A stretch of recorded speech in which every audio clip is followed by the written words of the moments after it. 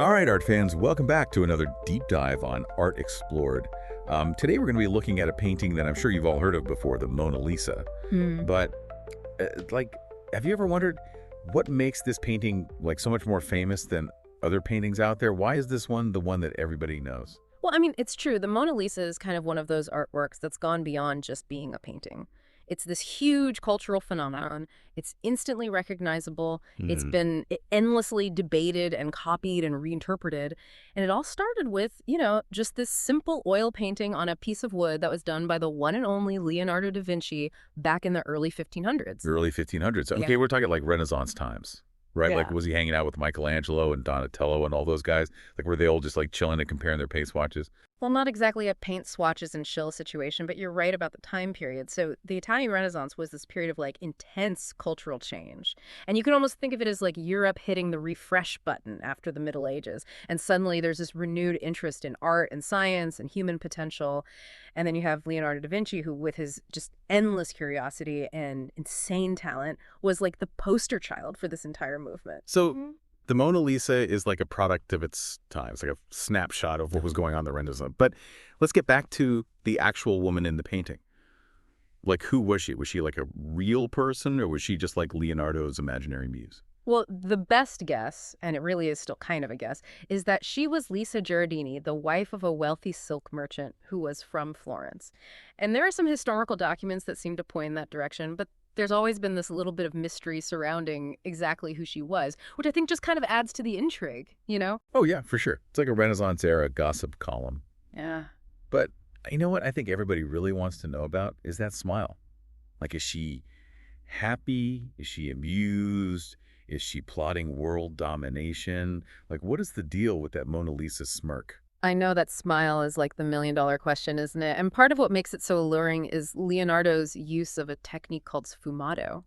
And you can kind of think of it as like blending the colors so seamlessly that there aren't any harsh outlines. It's just these super soft, hazy transitions. So like those soft focus filters that everybody uses on Instagram these days. Exactly, but like way more sophisticated and literally centuries ahead of its time. And this sfumato technique gives her face this like incredibly lifelike quality, and it makes her expression seem to change depending on how you look at it. So that's why her smile seems to follow you around the room. Makes sense. Hmm. But aside from like her mysterious expression, what else makes this painting so special? Like, it's not like portraits were like a brand new thing back then. Yeah. Well, the Mona Lisa wasn't just a pretty face. She kind of pushed the boundaries in terms of composition and the techniques that were used. For one thing, she's not just staring straight ahead like those stiff and formal portraits that were really popular at the time. She's actually turned slightly, and she's engaging the viewer with this more natural, almost like intimate kind of gaze. Ooh, like she's about to spill some Renaissance tea. I like her already. And then there's that background, those winding paths and hazy mountains and the way he uses atmospheric perspective. It's not just random scenery that he threw in there. It all adds this incredible depth and symbolism. It hints at this vastness of the world and this interconnectedness of humanity and nature. Okay, I'm starting to see what you mean. It's like Leonardo is packing a whole philosophy lesson into this one painting. Mm-hmm. This is why we need experts.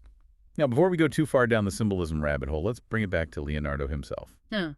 What else do we know about this Renaissance rock star? Oh man, buckle up, because this guy was not a one-hit wonder. We are talking about a true polymath.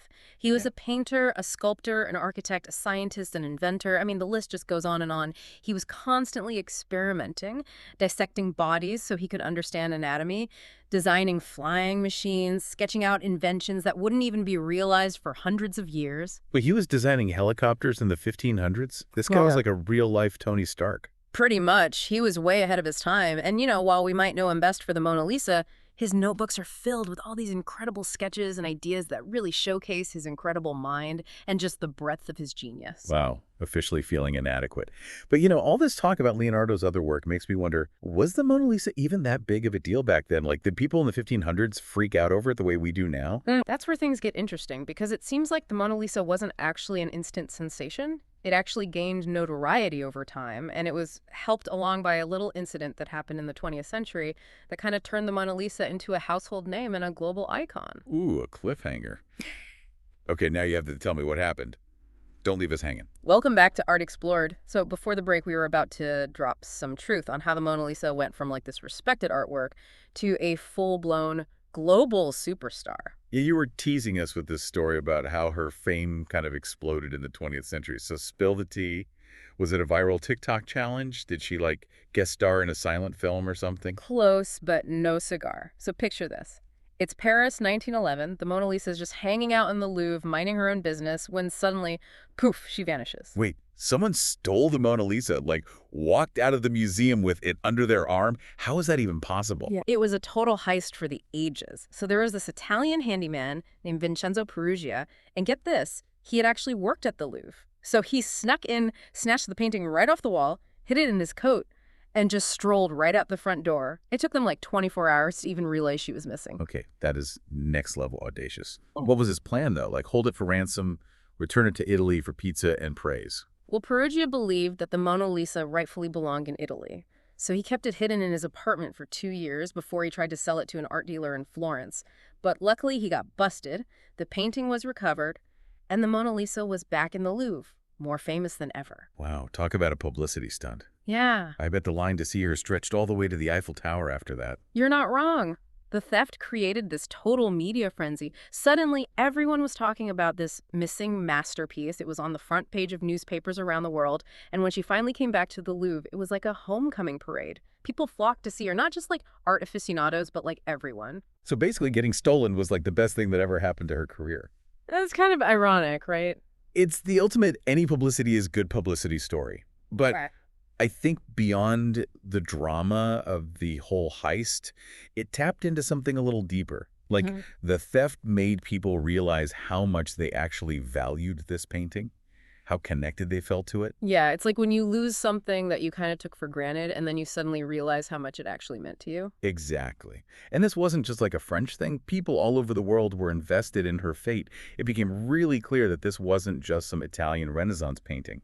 It was like a global treasure, the symbol of art itself. But even with all the heist hype, what is it about this painting that makes it stand out from all the other incredible artworks out there? Is it just a case of like, she's famous because she's famous?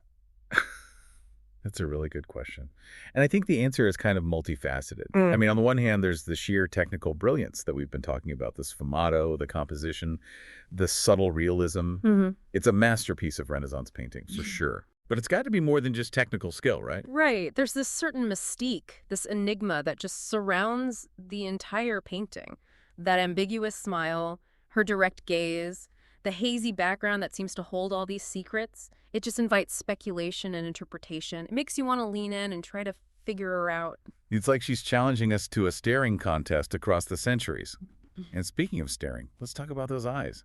I've heard there's something special about the way Leonardo painted them. There are a lot of theories out there, but one that's particularly interesting is this idea that Leonardo actually embedded hidden messages in her eyes. Like some researchers claim that they found tiny letters and numbers that are painted into her irises. Whoa, wait, secret messages? Like Da Vinci Code level stuff? What do they say, like drink more wine, invest in Bitcoin? Well, the interpretations are still being debated, Right. but some people believe that the letters might be initials, like maybe LV for Leonardo da Vinci, or even LS for Lisa del Giocondo, which could potentially connect her to the painting for sure. Okay, now I'm picturing Leonardo with like a tiny paintbrush, like a Renaissance microcalligrapher, hiding clues for future generations. That's like some next level artistry. It really speaks to Leonardo's fascination with codes and symbolism and this idea of layering meaning within his work. And it adds another layer to the mystery. It makes us question what else might be hidden within this masterpiece. So even after all this time, the Mona Lisa is still keeping secrets. Yeah. It's like the art world's ultimate cold case. And that's part of what makes it so captivating, right? It's a painting that keeps on giving, revealing new layers of meaning as we study it and as technology advances. It's a testament to the enduring power of art to intrigue and inspire us. I'm starting to think this deep dive could go on forever. We've covered the history, the heist, the techniques, the hidden messages. Is there anything else we need to know about the Mona Lisa? Well, we've talked a lot about the technical aspects and the historical context, but there's one other crucial element that we should probably consider: the Mona Lisa's cultural impact. How has this painting shaped our perceptions of art, beauty, and even femininity? That's a conversation we should probably save for our final act. Ooh, I like where this is going. Let's take a quick pause, and then we'll come back and try to unravel the cultural tapestry that's been woven by the Mona Lisa. All right, and we're back for the grand finale of our Mona Lisa marathon. So we've explored the origins, the techniques, the heist, the hidden messages. But now it's time to, tackle the big question. What's the lasting impact of this painting? How has the Mona Lisa actually shaped the world we live in? Yeah, it's a fascinating question because the Mona Lisa's influence goes way beyond just the art world. It seeped into popular culture, advertising, music, even our ideas about beauty and femininity. Okay, so I get how her face is on everything, like coffee mugs and T-shirts. But how has she actually influenced those bigger ideas you mentioned? Well, think about it. For centuries, the Mona Lisa has been held up as this icon of feminine beauty, that enigmatic smile, her serene composure, the way she seems to hold our gaze. It's all been interpreted as representing some kind of idealized version of womanhood. So you're saying one painting has actually influenced how we perceive women as a whole. That's kind of a lot of pressure for one lady to carry. I know, right? And of course, ideals of beauty change over time and vary across cultures, but the Mona Lisa's image has definitely played a role in shaping those perceptions, especially in Western culture. I guess it's a testament to the power of art to influence our thinking even subconsciously. Yeah. But it's not just about beauty standards, right? You mentioned something about pop culture, too. Oh yeah, the Mona Lisa is everywhere. She's been parodied, reimagined, and referenced in countless ways. From Andy Warhol's pop art prints to The Simpsons, and even Beyoncé's music videos. Wait, Beyoncé channeled the Mona Lisa? I Yeah. need to see this. It was for her Appish video that was filmed in the Louvre. She and Jay-Z pose in front of the Mona Lisa, basically reclaiming that museum space and inserting themselves into the art historical narrative. Okay, that's a power move. Yeah. So the Mona Lisa isn't just this static image in a museum. She's become like a cultural chameleon, adapting to different contexts and taking on new meanings over time. Exactly. And that's what makes her such an enduring icon. She's like a blank canvas that we can project our own ideas and anxieties and aspirations onto. It's almost like she's become a mirror reflecting society back at itself. Mm. We see in her what we want to see, whether that's idealized beauty or artistic genius, or even a challenge to traditional norms. And that's what makes her so relevant even after all these centuries. She sparks conversation, she inspires creativity, and forces us to confront our own assumptions about art history and the world around us. Wow. I never thought I'd get this deep into the meaning of a smile. I think we've officially covered all the bases, from the technical details to the cultural impact. What a journey. It's been so fun exploring the layers of this masterpiece with you, and who knows, maybe in another 500 years, people will still be dissecting the Mona Lisa, finding new meanings and interpretations. Well, art fans, I hope this deep dive has inspired you to look at art with fresh eyes and to appreciate the power it has to shape our world. And remember, the next time you see a painting, take a moment to really engage with it.